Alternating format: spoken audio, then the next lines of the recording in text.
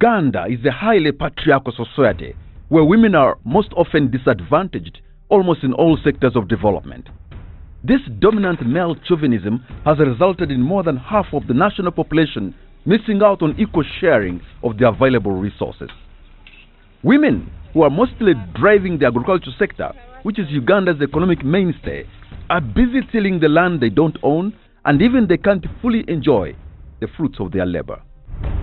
This unequal power relation between men and women, occasioned by culture and greed, has left women with physical, emotional, and financial bruises meted on them by the very people who should love them. We have come to the home of Apio Rovina, a lady who, against all odds, fought to inherit the land of her mother. Rovina is a single mother. She could have been shaken by the greed of her relatives, but she stood her ground. This land originally belonged to her maternal grandfather. Her uncles had only allowed her mother to settle, but not the children. But because her mother, who inherited here, bequeathed this piece of land to her daughter, Rovina was not going anywhere. She calls herself a prayer warrior. I'm a prayerful woman, but I can dream even one day what can happen or being happen. When she hit a snag at the police, Rovina went to the UWONET offices at Namutumba district headquarters, and she was helped. She has a copy of the inheritance letter and other copies of sale agreements that she guards jealously. They want to come here and kill me. And they came to kill me. They came here, started to quarrel with me. They want to cut me with a panga, and I ran to that house. Then I entered to that house. That side, beside it, the land is now little. From here. She took us around her land. Truth be told, it's a tiny piece, but small as it may be, it's a source of conflict. What can I do now? Prince Nabongo summed it up this way: women in Busoga are never heirs to their fathers.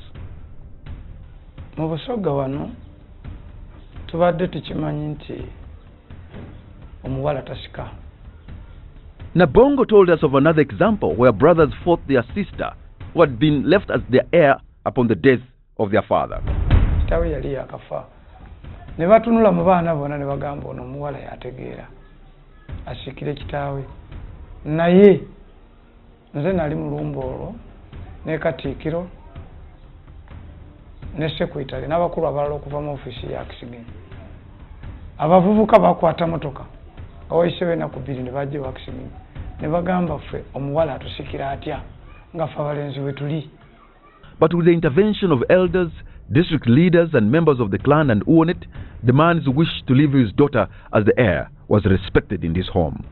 The widow does not want even to remember that terrible episode of disagreements. There's another case here in Namwendwa sub-county in Kamuli. This lady has been in marriage for over 25 years, but her husband threatened to kick her out and marry a much younger woman. With the help of UWONET and relevant district officials, the threat is no more and peace has prevailed.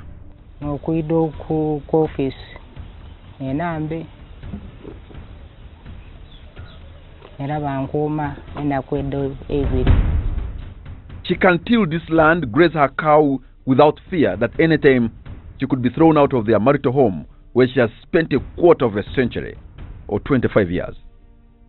Stories like these are many in Busoga, where women have fought against their spouses over land. They have also faced stiff resistance from their brothers upon the death of their male parents.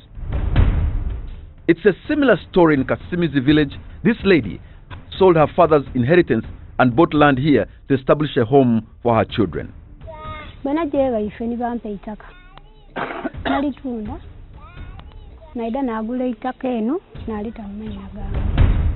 Step by step, women are getting empowered and the negative cultural tendencies are abandoned. The old saying that Omuwala azela mugaso, or a daughter is useless, that very attitude has no space in today's Busoga. In our next series, we look at how GBV is affecting the education and health sector in the region.